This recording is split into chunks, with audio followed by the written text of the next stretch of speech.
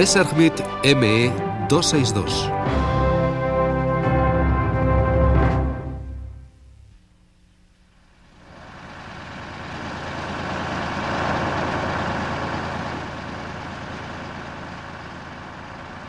El Messerschmitt ME-262 marcó el comienzo de una nueva era y revolucionó la aviación. Si hubiera llegado tan solo un año antes, quizá podría haber alterado el resultado de la Segunda Guerra Mundial y por consiguiente la estructura de la Europa actual.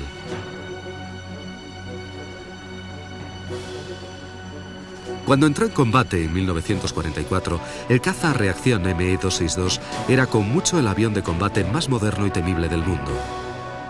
En manos de los expertos pilotos alemanes, el Messerschmitt 262 era totalmente invencible. Para los primeros pilotos aliados que se enfrentaron a él, el 262 era el mismo terror. Pero la propulsión a reacción era solo uno de los revolucionarios aspectos de este asombroso aparato. El 262 también era el precursor de la llegada del ala en flecha positiva.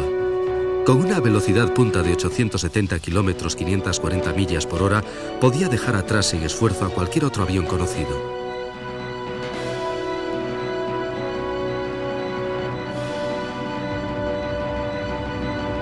Este 262, minuciosamente restaurado del Museo Aeroespacial Cosford de la RAF, fue uno de los muchos capturados cuando los aliados avanzaron por Europa. Algunos de los adelantos introducidos en él allanaron el camino de una nueva era, la de la aviación a reacción.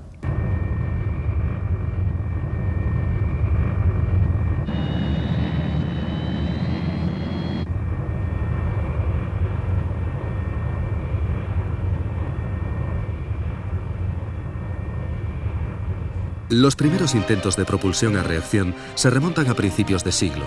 El turbopropulsor de Henry Coanda de 1910 fue el precursor del uso de turbinas para generar potencia de empuje.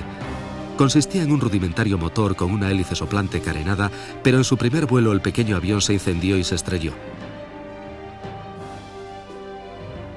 Después de la Primera Guerra Mundial, los turboalimentadores, como la unidad Moss de este biplano Packard, aumentaban la potencia de los motores a pistón, lo que produjo una rápida serie de nuevos récords mundiales de altitud que los libros de récords apenas daban abasto en recoger. El primer motor a reacción genuino se desarrolló en Gran Bretaña. Frustrado tras años de indiferencia gubernamental, Frank Whitley, un expiloto de la RAF, empezó con éxito el prototipo del motor a reacción W1X el 12 de abril de 1937, que silenciosamente avanzaba a una nueva era.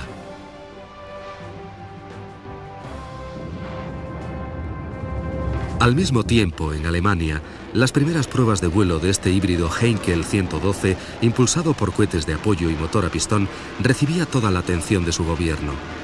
El régimen nazi estaba impaciente por ver nuevos sistemas de propulsión en la práctica. 4 Heinkel 112 fueron modificados para probar el prototipo del motor cohete, pero solo uno de ellos voló con éxito. A lo largo de los años 30, los diseñadores aeronáuticos alemanes fueron esquivando las restricciones que les imponían el Tratado de Versalles. Aquí vemos un caza Heinkel HE-70 Blitz, relámpago, burdamente disfrazado de avión correo. A medida que Hitler aumentó su control, los avances en aviación eran secretamente más promovidos. Se ponía énfasis en la velocidad. Los nuevos sistemas de propulsión eran alentados con entusiasmo. El tratado tenía lagunas, pero es que en 1919 los aviones a reacción y los cohetes parecían tan solo un sueño lejano. Oculto a los ojos de los países vecinos, el ingeniero alemán Hans von Ohain, bajo el patrocinio de Ernst Heinkel, ya había desarrollado un motor a reacción moderno. El 27 de agosto de 1939, su motor elevó al cielo el pequeño Heinkel HE-178. Fue el primer vuelo con propulsión a reacción de la historia.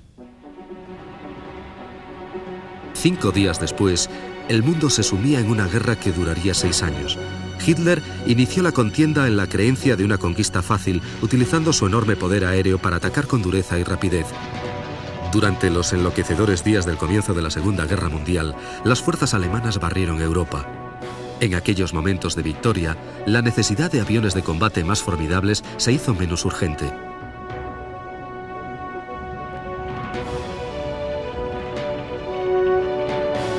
A los ojos del Führer, nada podía detener el aplastante poder de la Luftwaffe. Las tropas del Reich entraban en París. Europa había sucumbido ante la voracidad nazi. No parecía haber necesidad de aviones más rápidos ni mejores. La invencibilidad de la Luftwaffe parecía incuestionable.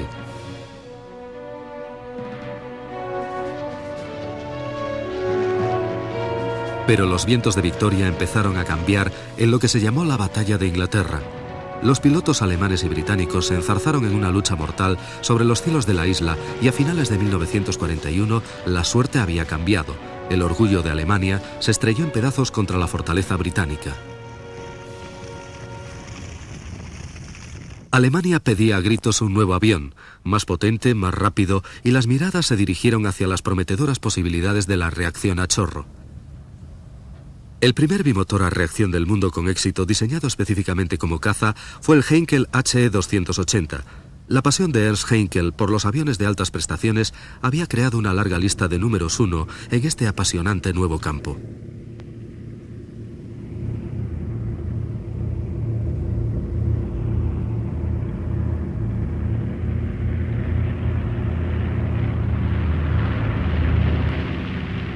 El HE-280 voló primero como planeador remolcado durante 1940. Estos vuelos sin motor tenían por objeto probar características de vuelo debido al retraso en la entrega de los motores a reacción, haciendo así de la necesidad una virtud.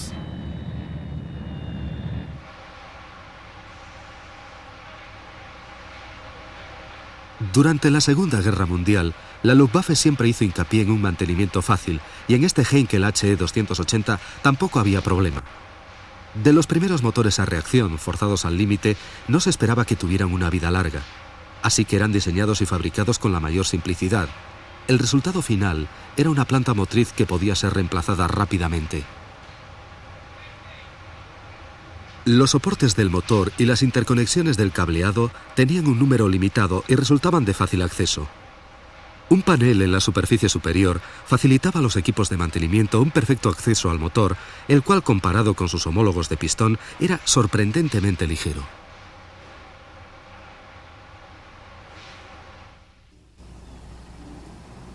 Este Heinkel presentaba una terminación superior, una aerodinámica sumamente refinada y robusta construcción. Cuando los motores del 280 funcionaban adecuadamente, era una delicia volarlo. Como a la mayoría de los primeros aviones a reacción, le faltaba potencia y su radio de acción era notoriamente corto. Voló por primera vez con dichos motores el 2 de abril de 1941. El Heinkel 280 era por aquel entonces el avión más sofisticado y avanzado del mundo.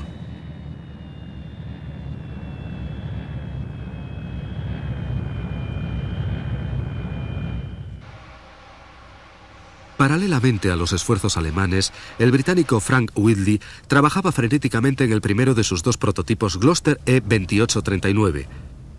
Era un avión de investigación que puso a prueba las teorías aliadas sobre la propulsión a reacción.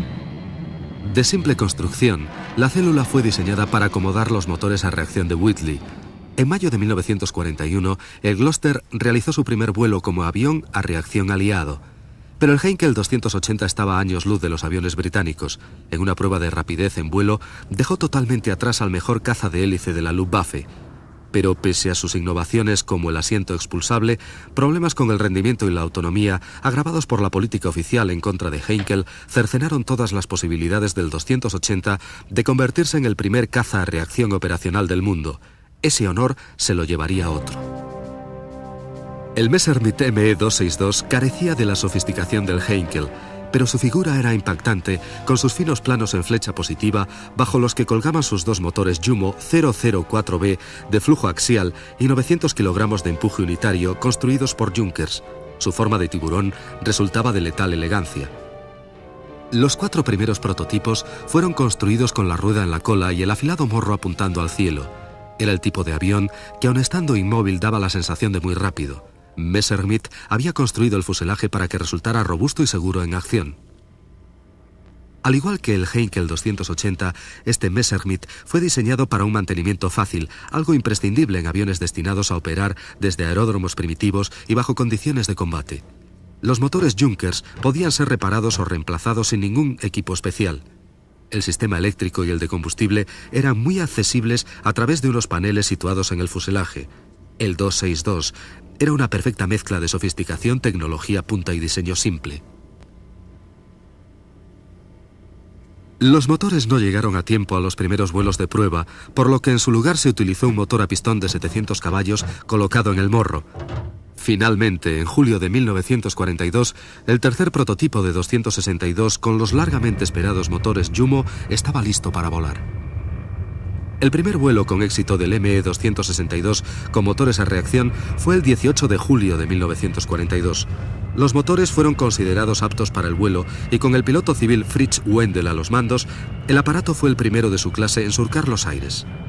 Durante la carrera de despegue, la cola no conseguía elevarse, así que el piloto de pruebas improvisó una técnica nueva. Tal y como contaba más tarde Wendel, toqué de inmediato los frenos, la cola se levantó y los timones de profundidad empezaron a funcionar. Los turborreactores marchaban como un reloj y fue un completo placer volar el nuevo aparato. Sin embargo, el vuelo tuvo algún incidente. Justo al aterrizar, el combustible que se había acumulado en la góndola del motor izquierdo se incendió, pero los daños fueron tan superficiales que el avión volvió a volar más tarde aquel mismo día.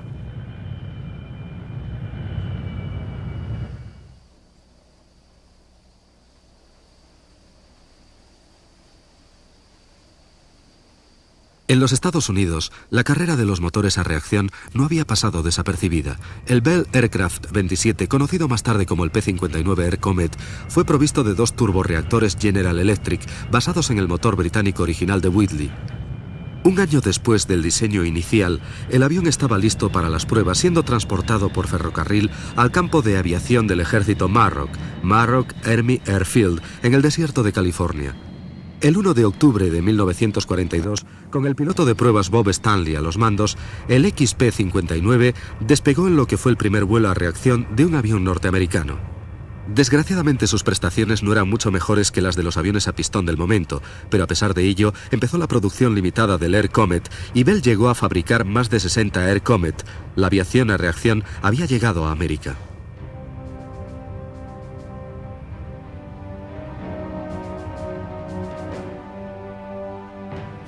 En Alemania el 262 fue modificado.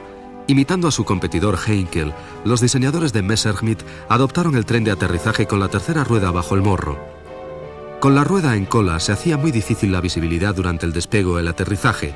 Los planos principales impedían que el aire fluyera hacia la cola y el ángulo que tomaba el flujo de empuje hacía el despegue incluso más difícil.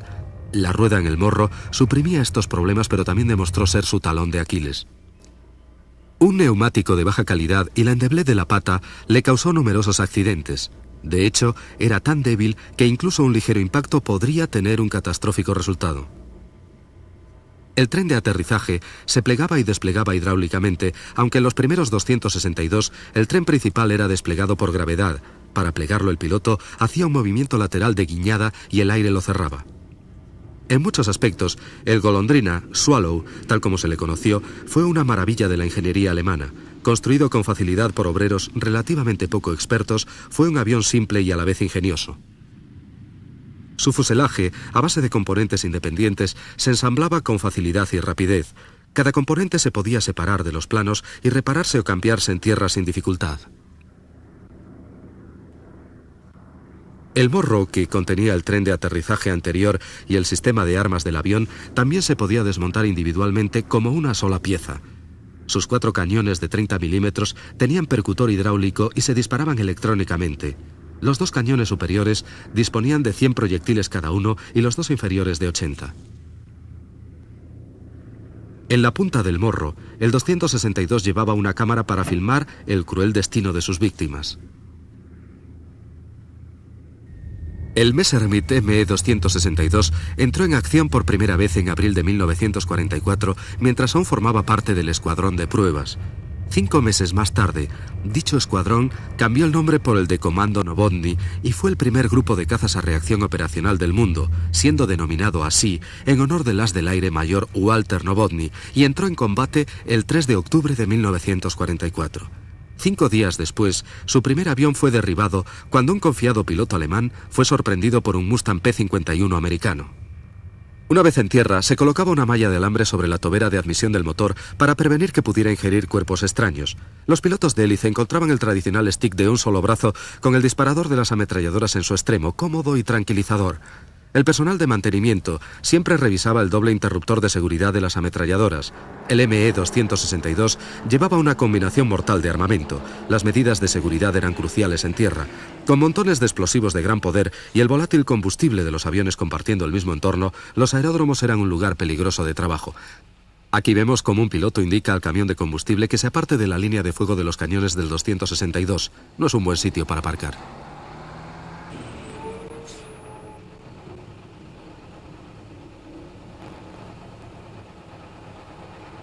En acción, el avión era fácil de mantener y no necesitaba los combustibles altamente refinados de los motores de pistón. En su lugar, repostaban simplemente con J2, una preparación especial de gasoil. Los 4 tanques de combustible del avión tenían una capacidad de 2.475 litros del preciado líquido. El 262 estaba ciertamente bien diseñado para una rápida vuelta al combate. En las últimas etapas de la guerra, algunos pilotos norteamericanos tuvieron la misión de volar 262 capturados fuera de Alemania. Bob Strobel encontraba impresionante la facilidad de mantenimiento. Una de las cosas que resultan claves en combate es mantener el máximo número de aviones operativos. Para conseguirlo, a menudo, teníamos que cambiarles los motores. Bien, pues cambiar un motor a un Thunderbolt te llevaba por lo menos 2 o 3 días completos de trabajo, incluso bajo las mejores condiciones. Y sin embargo, en cambiárselo a un Messerschmitt ME-262 se tardaban 30 minutos. Cada motor a reacción tenía un pequeño motor de arranque interno de 10 caballos que funcionaba con carburante de 2 tiempos. Este pequeño motor independizaba el avión de engorrosas unidades auxiliares de arranque. El motor de arranque estaba ubicado en la parte delantera de la tobera de admisión del motor. Cada uno de los motores de arranque podía ser puesto en marcha eléctricamente desde la cabina del piloto o, si fallaba, manualmente por medio de un tirador en forma de D y un cable colocado en la punta de la carcasa, un sistema similar a los cortacésped actuales. Antes de arrancar los motores, el personal de tierra llevaba a cabo una minuciosa rutina. Inspeccionaba la tobera de admisión en busca de residuos, comprobaba la sección del compresor, la turbina y los álabes del estator. Después la tobera de escape y su aguja. Delante de la aguja de la tobera está la turbina de eyección, que también era revisada detenidamente. Cualquier tipo de desperfecto en estos delicados elementos requería su inmediata reparación.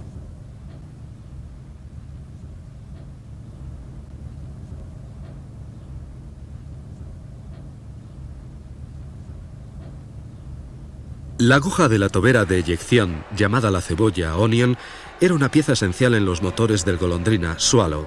Su movimiento hacia atrás y adelante incrementaba el área de escape de gases e intensificaba la fuerza de empuje. Su recorrido máximo era de casi 18 centímetros. Otras características del ME-262 eran igualmente innovadoras. La cola vertical y el timón no eran muy corrientes, ya que venían equipados con una aleta de compensación para el equilibrado del avión que podía controlarse desde el cockpit. Un pequeño indicador mecánico mostraba al piloto en cada momento la posición de esta aleta de centrado. El piloto podía también ajustar manualmente el empenaje horizontal de cola, que resultaba vital para el control de avión a altas velocidades. Para facilitar los despegues y aterrizajes del 262, se le acoplaron unas aletas auxiliares de movimiento flotante libre en el borde de ataque. Esto mejoró enormemente las pobres características de sustentación de los planos a baja velocidad. Planeando, tales aletas se extendían solas en cuanto el avión volaba a algo menos de 300 km/h y en vuelo ascensional se mantenían extendidas hasta los 450 km/h. A alta velocidad, las fuerzas aerodinámicas originaban su retracción automática. Las aletas del borde de ataque, que estaban montadas sobre cojinetes articulados, tenían cierta tendencia a bloquearse. Era imprescindible su minuciosa comprobación en tierra. Si no funcionaban correctamente y al unísono, el piloto podía perder el control del avión en despegues y aterrizajes. La inspección prevuelo era concienzudamente llevada a cabo por el personal de tierra. Todos los controles eran examinados manual y visualmente.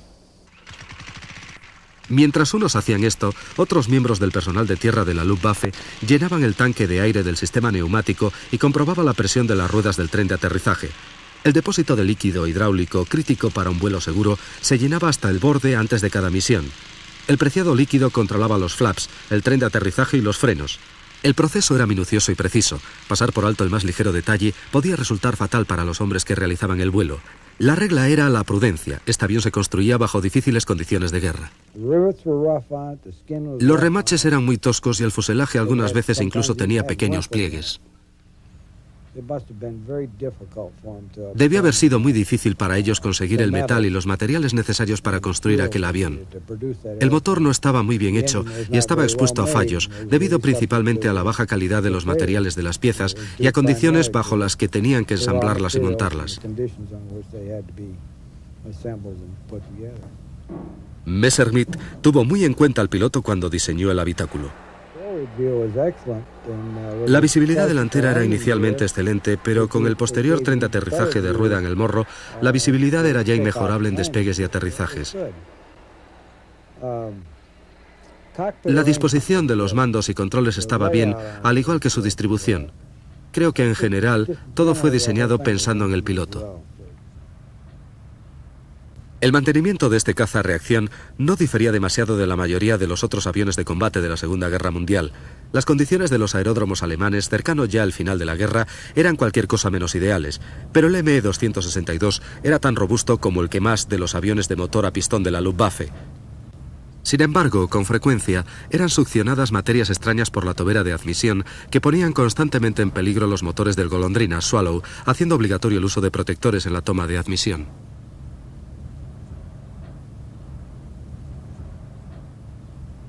Para mover el avión dentro del aeródromo se utilizaba una barra de remolque sobre la rueda de proa, pero dada su fragilidad, se enganchaban también unos cables adicionales sobre las patas del tren principal que repartían el esfuerzo y reducían la tensión sobre la delicada estructura del tren delantero.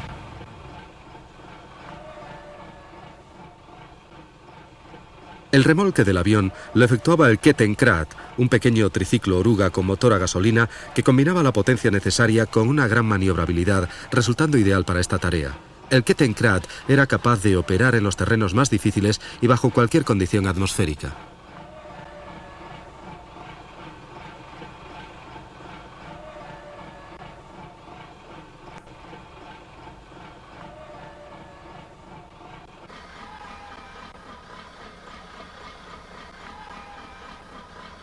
Como una de las posesiones más valiosas de la Luftwaffe, el ME-262 a menudo disponía del lujo de cobijarse bajo revestimientos y camuflaje. Debido a las constantes amenazas de ataques aéreos de los aliados, tal lujo pronto se convirtió en una necesidad. Los pilotos de élite escogidos para volar el Golondrina Swallow encontraron una experiencia extraordinaria, y las de la Luftwaffe Günter Rall, tercero en la lista de ases de la Luftwaffe con 275 derribos, explica. Me arriesgué probando el 262 y a mí me pareció sensacional. Por la pista había que llevarlo muy despacio, con los motores a muy poca potencia, porque había que tener cuidado con la temperatura. Si lo acelerabas demasiado, podía tener un sobrecalentamiento que dañaría los motores, lo que podía suceder fácilmente. Así que había que tener mucho cuidado con ello. Yo era un piloto de caza que siempre había volado en aviones de hélice en los que simplemente me subía a volar y no me preocupaba de nada más, pero en el 262 tenías que estar muy atento. Con su instructor encaramado en el ala izquierda, este aspirante a piloto del ME-262 empieza a rodar. Prácticamente todos los elegidos eran experimentados pilotos de caza, así que la instrucción se centraba en las peculiaridades del tren de aterrizaje de 3 ruedas y el temperamental carácter de los nuevos motores a reacción.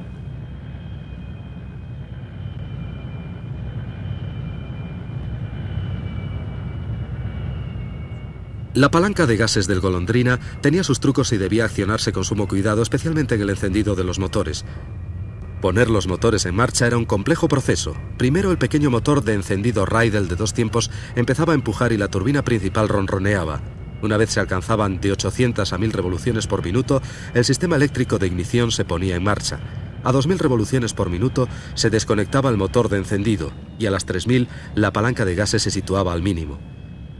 En funcionamiento, los motores principales producían cerca de 900 kilos de fuerza de empuje cada uno a una velocidad de turbina de 8700 revoluciones por minuto. Las versiones biplaza de entrenamiento del ME-262 no estuvieron disponibles hasta bien entrada la guerra, por lo que los pilotos del 262 debían realizar su primer vuelo en solitario, una perspectiva preocupante incluso para los más aguerridos.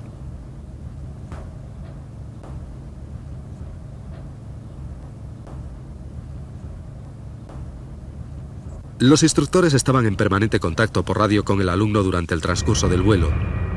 Las enormes prestaciones del avión no dejaban nunca de asombrar a los pilotos de la Luftwaffe.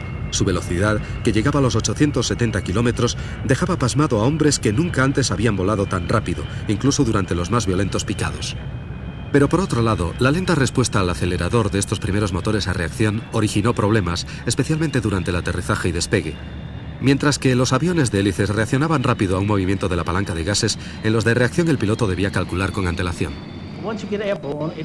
Una vez en el aire, resultaba un avión muy pesado hasta que ganabas velocidad. Hasta entonces no era muy manejable. Por ese motivo, durante los aterrizajes y despegues, éramos protegidos por escoltas de cazas de hélice más antiguos, como el 190 y el 109, sobrevolando las pistas sobre el aeródromo. Otra gran sensación era la radio, muy buena. Se recibían todas las transmisiones sin interrupciones debido al bajo ruido de los motores. Se oía muy claro y alto por aquel entonces. Si volabas en uno normal, en un caza de hélice, siempre llevabas tu telecom y tenías un fuerte ruido de fondo. Nunca me sucedió esto en un 262, era muy cómodo.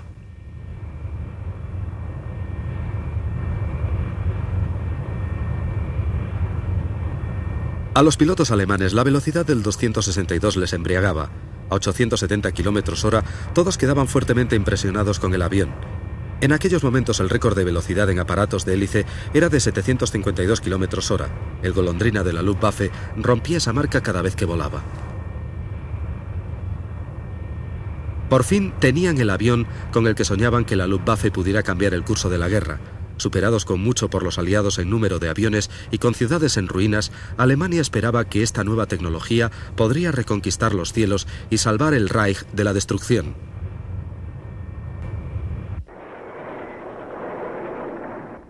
El día D, el 6 de junio de 1944, señaló el comienzo del declive alemán. Hitler, que siempre atacó, tenía ahora que defenderse. Ya no era el cazador, sino la presa. Por ello estaba más obsesionado que nunca con el potencial ofensivo del 262 como bombardero ultrarrápido. Esta obsesión por atacar y por la venganza sería una de las claves de la derrota de Alemania y de la poca efectividad lograda por el magnífico 262. Solo unas semanas después del desembarco en Normandía, Hitler tenía listas para lanzar contra los aliados sus nuevas armas secretas. Su instrumento de venganza más infame fue la V1, la bomba volante. Causando estragos a distancia, las V1 se demostraron muy difíciles de neutralizar y tremendamente efectivas. Igualmente impresionante fue el revolucionario interceptor Messerschmitt, el ME-163 sin cola Comet. Impulsado por cohetes, el Comet era capaz de llegar a velocidades cercanas a las sónicas y ostentaba una espectacular velocidad de ascenso incluso para los estándares de hoy en día.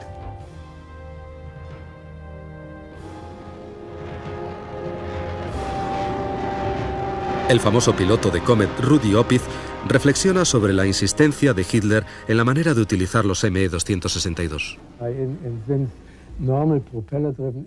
A los aviones normales de hélice ya no les era posible alcanzar Inglaterra porque los británicos tenían un cuerpo de caza sobrevolando constantemente las islas y podían interceptar cualquier cosa, no desde tierra, sino desde el aire, y por eso los bombarderos no podían llegar hasta allí, ya que era demasiado costoso.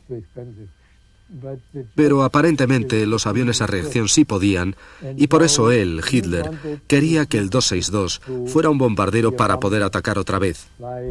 Y así es como se perdió el tiempo tratando de convertir en bombardero al que hubiera sido el caza más efectivo.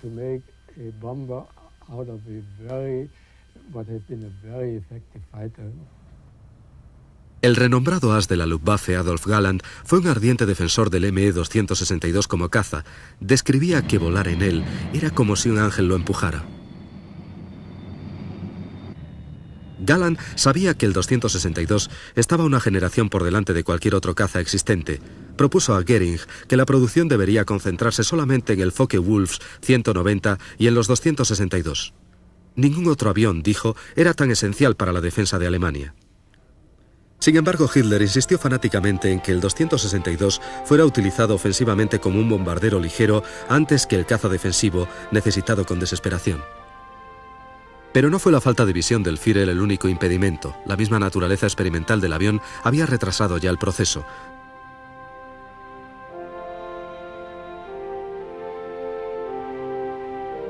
Los continuos ataques de los bombarderos aliados y las victorias terrestres de los aliados habían decidido ya el destino del Reich.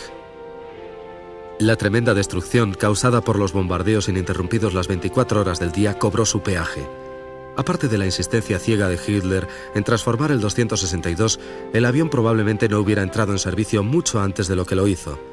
Y para entonces, cualquier oportunidad de cambiar la suerte de la guerra aérea ya había pasado. La industria alemana había sido forzada al máximo y el pueblo alemán vivía en un infierno de escombros y noches en vela.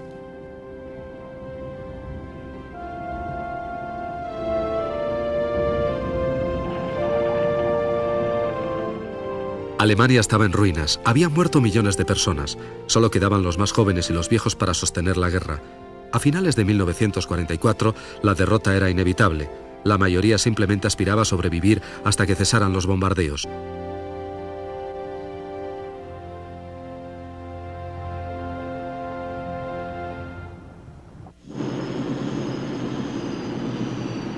En medio de tanta locura, la producción del ME-262 se encontró inmersa en otro problema. La competencia se había presentado en forma del arado AR-234, un bombardero de ataque de corto alcance y avión de reconocimiento. El 234 era un conglomerado de parte de la tecnología más avanzada del mundo. Propulsado por los mismos motores Jumo 004, el 234 era un consumidor voraz y pronto dejó secas las ya mermadas existencias de estos motores a reacción. Se hicieron algunos esfuerzos para liberar los suministros de reactores Jumo, adaptando 4 motores BMW al arado. Irónicamente, este avión de reconocimiento se adaptaba mucho más a la idea de Hitler de bombardeo relámpago. Los problemas logísticos del 262 se convirtieron en una pesadilla. La insistencia de Hitler en convertir un caza en bombardero solo agravó el problema. Para el as de la Luftwaffe Günter Rall, el papel adecuado para el 262 estaba sumamente claro.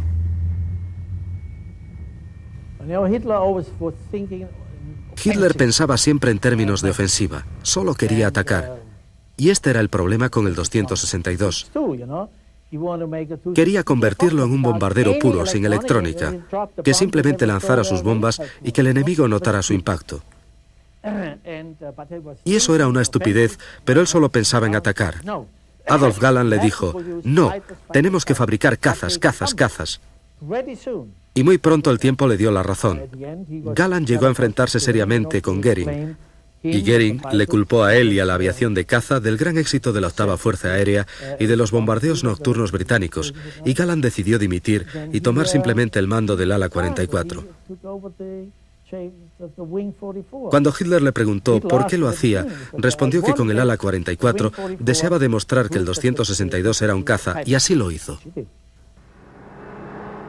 En abril de 1944, los primeros aviones fueron puestos en servicio en Lechfeld. El siguiente octubre, esta unidad, llamada entonces Comando Novotny, fue equipada con algunos de los 30 nuevos cazas a reacción. Poco después de haber entrado en combate, el Golondrina Swallow derramó sangre por primera vez. En junio de 1944, 2 Lockheed Lightnings y un de Havilland Mosquito cayeron víctimas de las ametralladoras del 262. No obstante, otro Mosquito sobrevivió, volviendo a Inglaterra con las evidencias fotográficas del nuevo caza. Aunque rezagado, el nuevo Gloster Meteor británico tenía una disposición parecida al 262, pero era mucho menos sofisticado. Propulsado en varios momentos por una variedad de motores Rolls-Royce, solo entró en acción limitada el último año de la guerra, con efectividad prácticamente nula. En julio de 1944 realizó sus primeras intercepciones de bombas volantes V1, apuntándose el primer derribo de una de ellas el 27 de julio.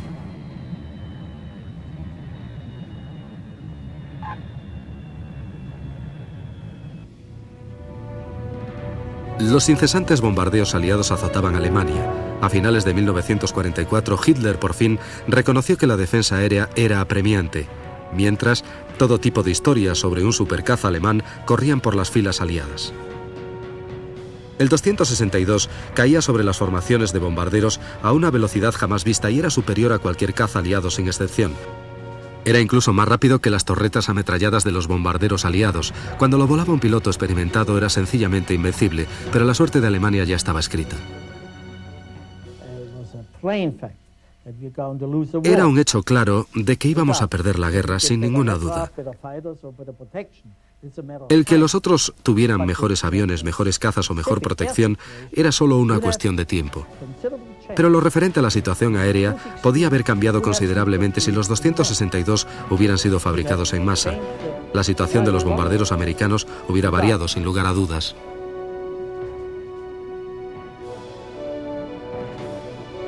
Pero eran pocos y llegaron demasiado tarde. El 262 no podía cambiar la marcha de la guerra. Las fuerzas aliadas avanzaban inexorablemente. Las fábricas alemanas, sus ciudades y su población habían sido literalmente aplastadas. En acto final de la tragedia, los pilotos de la Luftwaffe, agotados y sin combustible, incendiaban sus propios aviones para no dejar nada útil a los vencedores.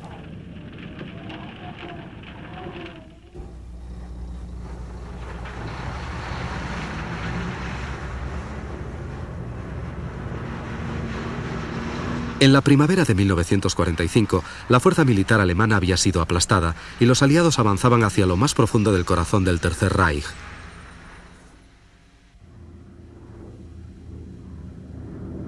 Los bombarderos y cazas aliados podían volar prácticamente sin peligro sobre el suelo de Alemania. Quedaba ya muy poco de la capacidad alemana para atacar o incluso para defenderse. Todos los días, las bombas aliadas llovían del cielo.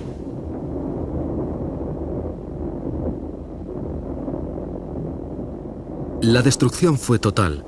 Lo que fue una vez el corazón industrial alemán quedó reducido a escombros. Ya no podía producir más maquinaria de guerra. Cientos de miles de jóvenes, viejos, civiles y militares perdieron la vida. El Tercer Reich se había derrumbado literalmente sobre ellos. Al final de la guerra, más de 7 millones de alemanes habían muerto. A medida que las fuerzas aliadas penetraban más en el interior, descubrían nuevas e interesantes tecnologías escondidas por toda Alemania. Equipos de recuperación de tecnología como el Watson Wizards, los genios de Watson, rastreaban a Alemania sobre un viejo C-47, capturando cualquier cosa significativa. El general Watson explica: podíamos aterrizar casi en cualquier sitio y teníamos que hacerlo en muchas ocasiones. Tomar tierra en campos de trigo y dormir bajo los planos, desayunar bajo los planos y despegar al día siguiente para ir a otro lugar para examinar algo. Los aviones alemanes tenían un interés especial en la llamada Operación Lasty, que era su nombre en clave. Watson envió a Bob Strobel para que se ocupase de los ME-262. Me dijo: ve a Lichfield y encárgate del grupo de allí. Entrena a los pilotos para que vuelen los ME-262. Entrena a los jefes de personal de tierra para su mantenimiento y tráelos a Cherburgo. Me dejó con la boca abierta y cuando iba a preguntarle: bueno, pero qué sé yo sobre... ya se había ido. Así fue mi debut en la Operación Lasty.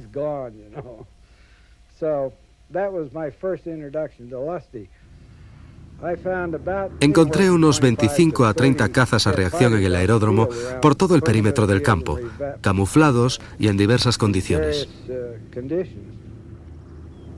Los equipos norteamericanos trabajaron deprisa con la urgencia añadida del avance de las fuerzas soviéticas. Los alemanes capturados colaboraron para poner los 262 en estado de vuelo. Trabajamos con aquella gente y no encontramos ninguna animosidad entre ellos. Aparentemente estaban muy orgullosos del avión que habían tenido. Querían agradarnos y parecían consentir. Eran amables trabajando con nosotros y al finalizar decían que iban a intentar sacar estos aviones de aquí. Gran Bretaña también tenía prisa en explotar la nueva tecnología. El capitán Eric Brown voló los 262 para probarlos. Mucha de la tecnología de sus motores y de su armamento demostró ser sumamente avanzada. Y de hecho, hasta que logramos capturar muchos de esos aviones, estábamos totalmente aterrados de lo adelantados que estaban. Entre el extraordinario nuevo armamento descubierto estaba el misil aire-aire Rustal X-4 guiado por cable, que fue previsto para equipar al 262 tras ser probado sobre el Heinkel 111. También se descubrieron 262 mucho más mortales, incluyendo uno equipado con un enorme cañón de 50 milímetros. Su tubo sobresalía más de 2 metros por el morro del avión y pesaba tanto que tuvo que añadirse un contrapeso en la cola. La versión V9 fue destinada a la investigación del vuelo a alta velocidad. La cúpula de la cabina de esta variante del 262 fue rediseñada para ofrecer una menor resistencia aerodinámica. La versión V186 Heimachusa, defensor de la patria, equipaba un motor cohete adicional de combustible y comburente BMW para aumentar la velocidad en periodos cortos. El empuje era tal que a veces los pilotos tenían que volar con la proa levantada para no sobrepasar el número de Mach crítico. Sus despegues y trepadas eran también fulgurantes. El ME-262 de entrenamiento de 2 asientos estaba pensado para reducir la alta tasa de accidentes. Fue un hallazgo importante para la inteligencia americana. El piloto de pruebas Jack Bullens está de pie junto al Heinkel HE-162. El Volksjäger o caza del pueblo fue el último cartucho de la Luftwaffe para enviar al cielo otro avión a reacción.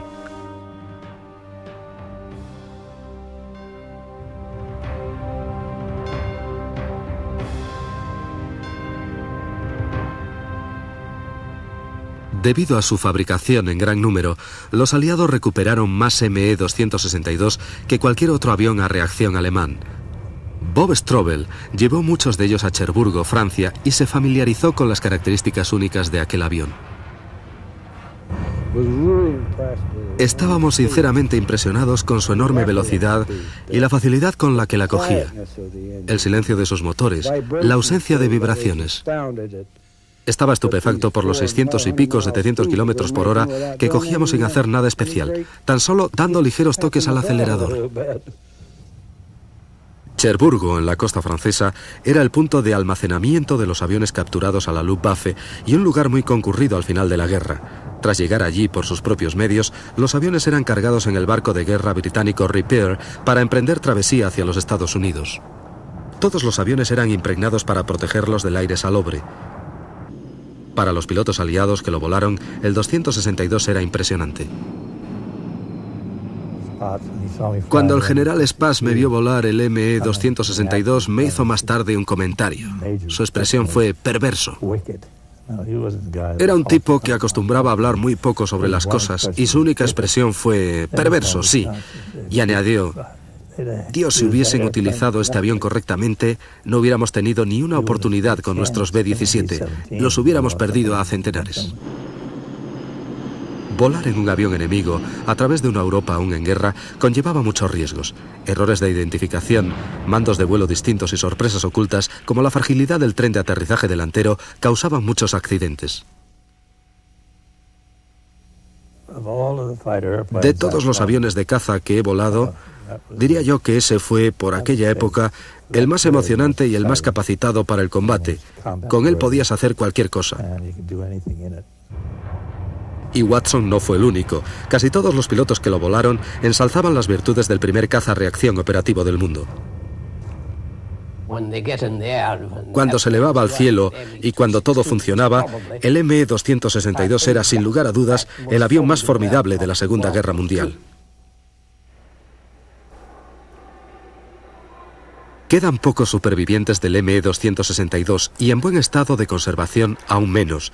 Uno de los más interesantes pertenece al Museo de Aviones Famosos cerca de Chino, en California. Históricamente significativo porque por aquel entonces su propietario era el multimillonario Howard Hughes. Este 262 tuvo también cierta gloria por participar en la película Jet Pilot. Fue este mismo avión el inscrito por Hughes a poco de finalizar la guerra en la carrera aérea del Bendix Trophy, en donde se hubiera enfrentado a los cazas norteamericanos operacionales del momento, pero desafortunadamente la solicitud de inscripción de Hughes fue rechazada. Los organizadores temían que el formidable avión de la Alemania derrotada dejara en ridículo a la industria norteamericana.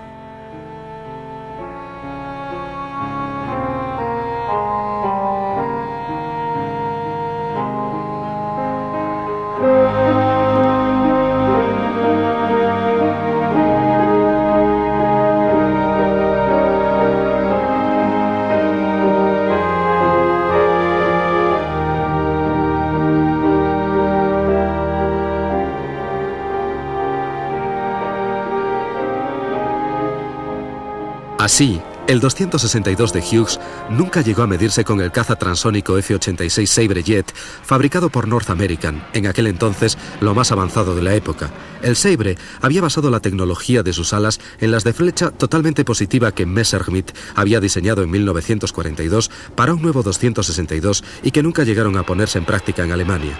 Sin embargo, los planes de aquel diseño innovador se hicieron realidad en Estados Unidos, convirtiendo lo que probablemente hubiera sido un mediocre interceptor a reacción en un verdadero y gran avión transónico.